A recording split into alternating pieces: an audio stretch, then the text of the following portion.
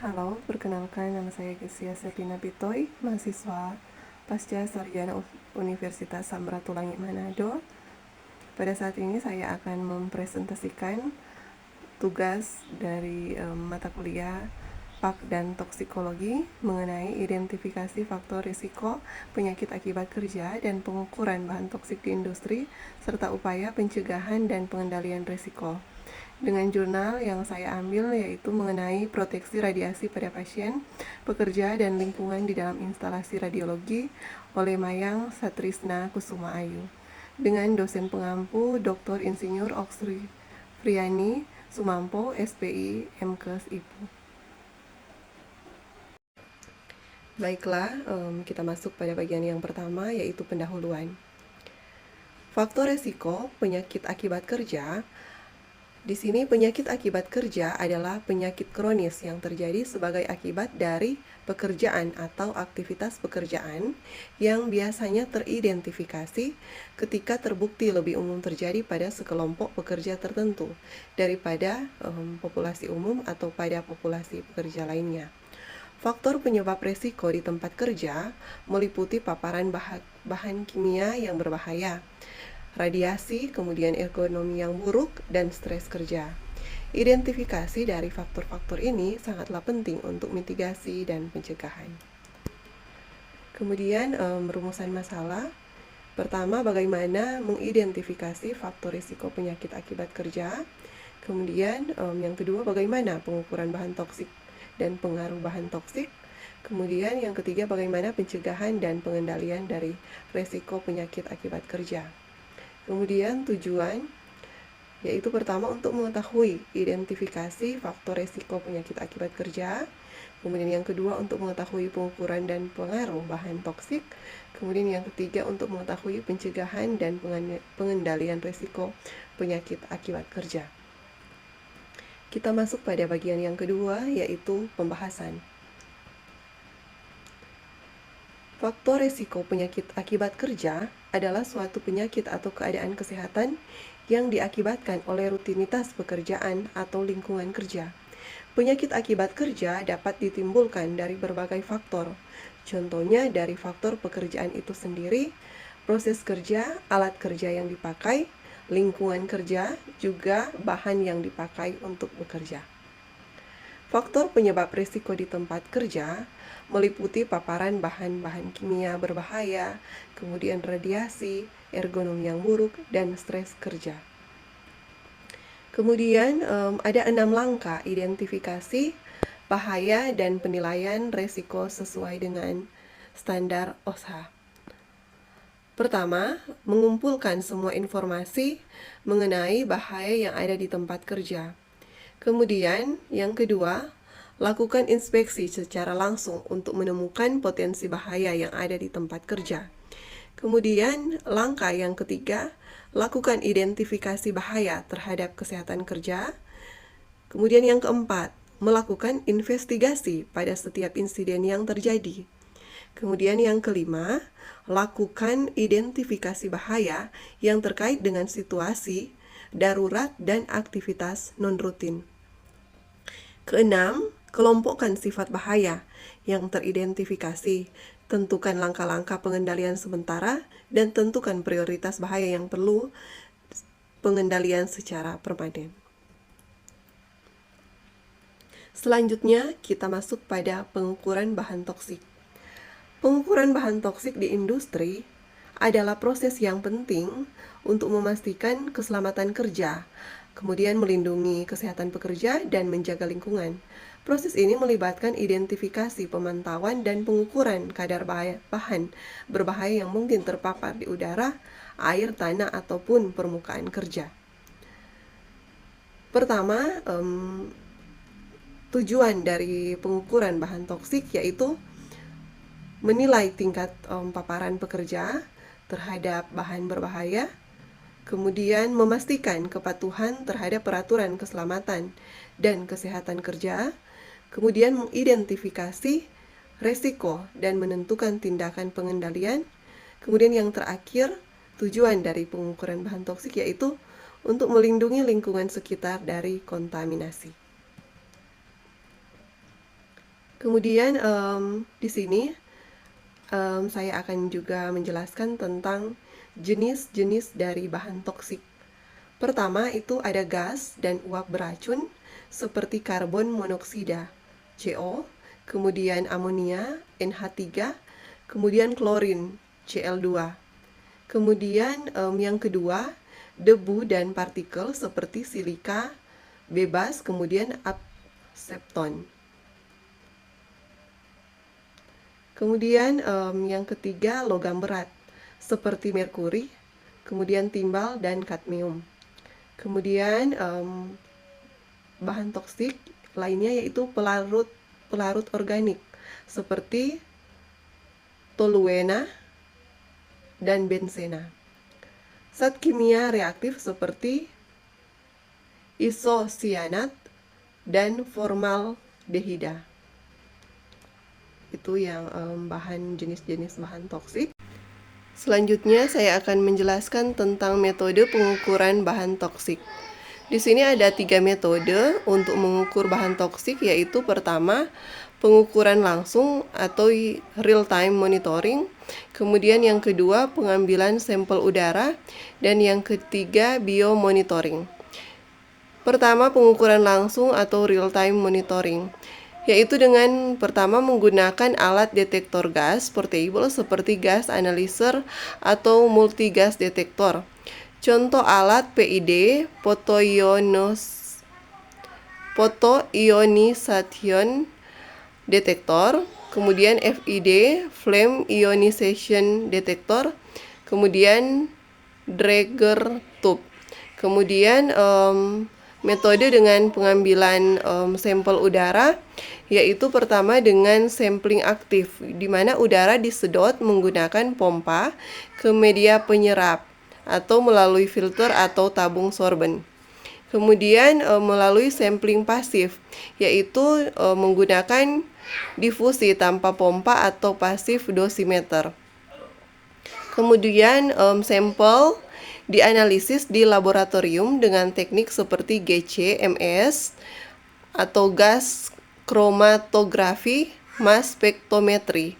Kemudian melalui AAS, Atomic Absorption Spectrophometry, kemudian ICP-MS, Inductively Coupled Plasma Mass Spectrometry. Kemudian metode yang terakhir yaitu dengan biomonitoring, di mana pengukuran kadar zat toksik atau metabolitnya di darah melalui darah, urin atau napas pekerja. Contoh kadar timbal dalam darah untuk pekerja di industri baterai. Selanjutnya kita masuk pada pengaruh bahan toksik radiasi terhadap tenaga medis di industri rumah sakit. Di sini saya mengambil jurnal mengenai proteksi radiasi pada pasien, pekerja, dan lingkungan di dalam instalasi radiologi. Jadi, pada dasarnya di semua tempat kerja itu selalu terdapat sumber bahaya yang dapat mengancam keselamatan maupun kesehatan tenaga kerja. Hampir tak ada tempat kerja yang sama sekali bebas dari sumber bahaya. Nah, rumah sakit merupakan salah satu institusi pelayanan kesehatan bagi masyarakat yang memiliki resiko terhadap kecelakaan kerja dan penyakit akibat kerja, sehingga diperlukannya keselamatan dan kesehatan kerja di rumah sakit untuk mewujudkan produktivitas kerja yang optimal. Radiasi adalah pancaran energi melalui suatu materi atau ruang dalam bentuk panas, partikel atau gelombang elektromagnetik atau cahaya dari sumber radiasi. Bila radiasi melewati materi, membentuk partikel bermuatan positif dan negatif. Proses ini disebut dengan radiasi ionisasi. Efek radiasi terhadap manusia. Radiasi dapat dibedakan atas efek genetik dan efek somatik. Efek genetik atau efek pewaris adalah efek yang dirasakan oleh keturunan dari individu yang terkena paparan radiasi. Sebaliknya, efek dari somatik adalah efek radiasi yang dirasakan oleh individu yang terpapar dengan radiasi. Menurut Peraturan Kepala Badan Pengawas Tenaga Nuklir Nomor 8 Tahun 2011 tentang keselamatan radiasi dalam penggunaan pesawat Sinar X, radiologi diagnostik dan intervensional, bahwa keselamatan radiasi pengion di bidang kesehatan merupakan tindakan untuk melindungi pasien, pekerja, masyarakat, dan lingkungan dari bahaya radiasi. Jadi pada saat ini saya akan menjelaskan tentang proteksi radiasi. Jadi demi menunjang kenyamanan para pekerja radiasi, pasien dan lingkungan sekitar memerlukan beberapa hal yang perlu diperhatikan demi untuk mencegah kebocoran radiasi yang terjadi pada laboratorium radiologi, yaitu pertama, lokasi bagian radiologi sama seperti laboratorium klinik, yaitu ditempatkan sentral sehingga mudah dicapai dari poliklinik, kamar bedah, bangsal, unit perawat intensif, dan sebagainya. Kemudian proteksi yang kedua, di mana kekuatan dan besarnya peralatan radiologi itu harus sesuai dengan tipe rumah sakit yang akan dibangun atau yang sudah dibangun.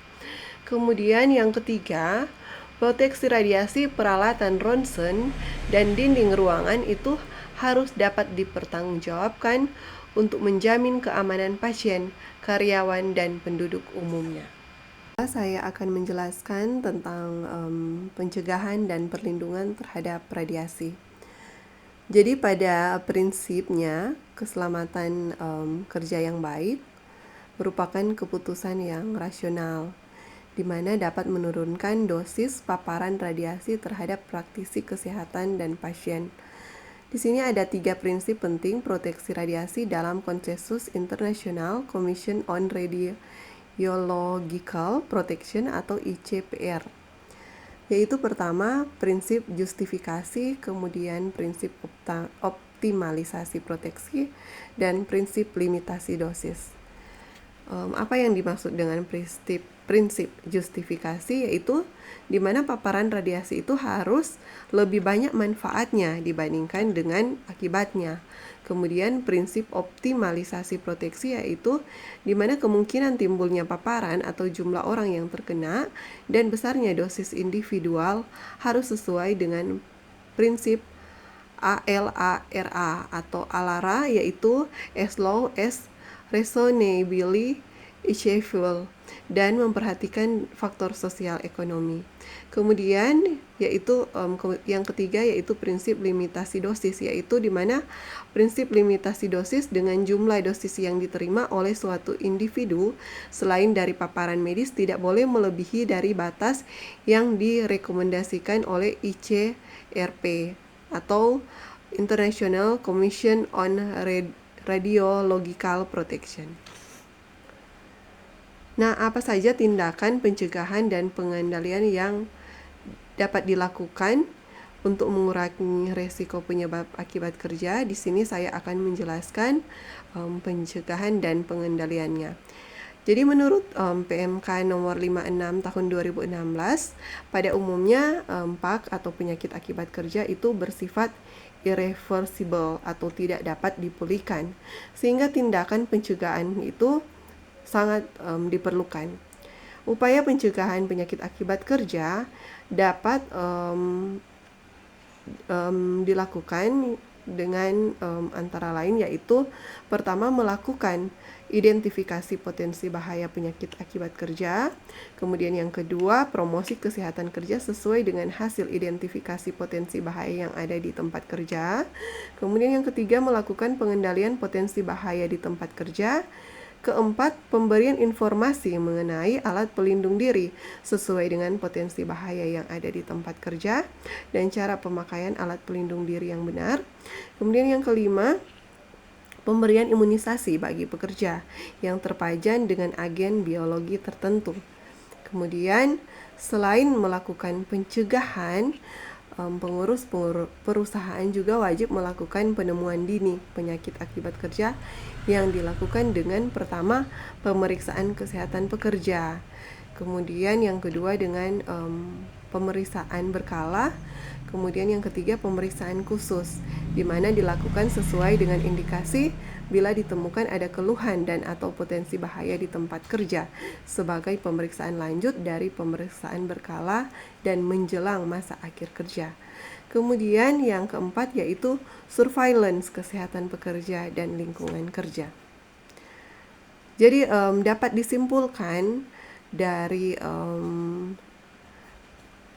makalah ini yaitu lingkungan kerja selalu memiliki berbagai faktor berbahaya yang dapat mempengaruhi kesehatan tenaga kerja atau dapat menyebabkan timbulnya gangguan kerja dan penyakit akibat kerja, di mana rumah sakit merupakan salah satu institusi pelayanan kesehatan bagi masyarakat yang memiliki resiko terjadinya kecelakaan kerja dan penyakit akibat kerja, sehingga diperlukannya keselamatan dan kesehatan kerja di rumah sakit untuk mewujudkan produktivitas kerja yang optimal.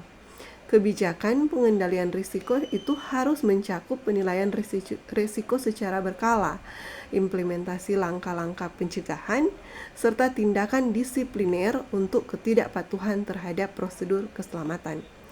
Keselamatan di tempat kerja terkait radiasi dan risiko penyakit akibat kerja memerlukan pendekatan yang multifaset yang meliputi pengukuran yang tepat, pendidikan karyawan, dan kebijakan pengendalian risiko yang ketat untuk memastikan lingkungan yang aman.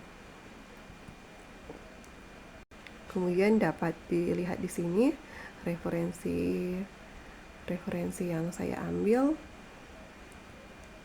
Ya, terima kasih. Sekian presentasi yang dapat saya sampaikan pada saat ini.